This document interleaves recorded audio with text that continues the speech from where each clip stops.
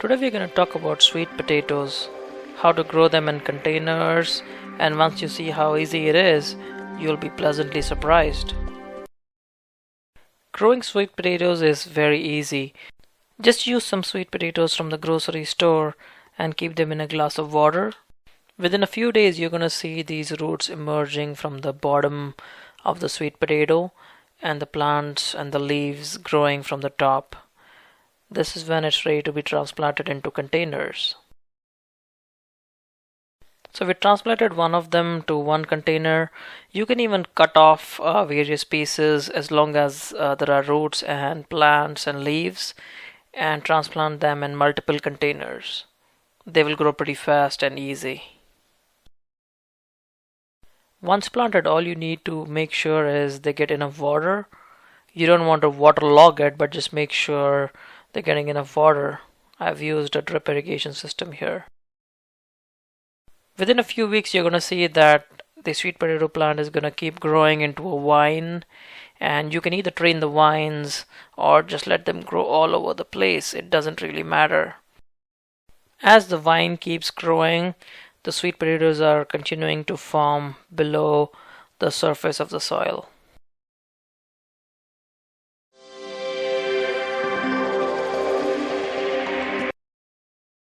When the vines start dying off, or when it's been about 3 months or so, the sweet potatoes are ready for harvest. If you see here, the soil is pretty rich. That's because I've used a lot of compost here. You don't really need to use any fertilizers, but sweet potato is a root plant, so you might want to use some rock phosphate if your soil is not rich enough. I've grown these sweet potatoes in compost and soil and hardly use any fertilizers here. With good compost material in your growing medium, you're going to see a lot of activity in the soil. You're going to see worms, the minerals. The plants are able to absorb the minerals really well. So that's the benefit of having good soil. So that harvest looks pretty good. In a container of this size, you can expect to get a few pieces of sweet potatoes. The longer you let these plants grow, the more sweet potatoes it's going to keep producing. And make sure you get all the sweet potatoes that are there. Some of these sweet potatoes could be hiding deep inside. Now while you see this harvest, let me give you a tip. Most of the root plants like sweet potatoes and taro root, potatoes, anything that's under the ground, they need a lot of phosphate.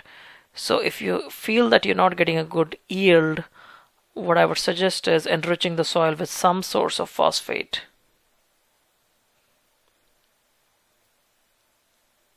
Let's continue to harvest the remaining sweet potatoes, making sure we don't leave any behind.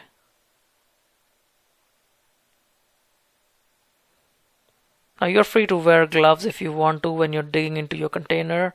I just like using my hands. It just makes me feel closer to nature. It makes me feel closer to what I'm doing.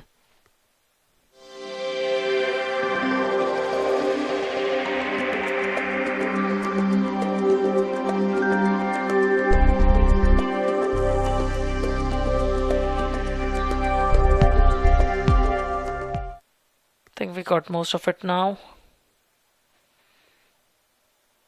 There we go, that's our harvest. That looks pretty good. It's all ready to be washed, and we could turn these into some delicious dishes.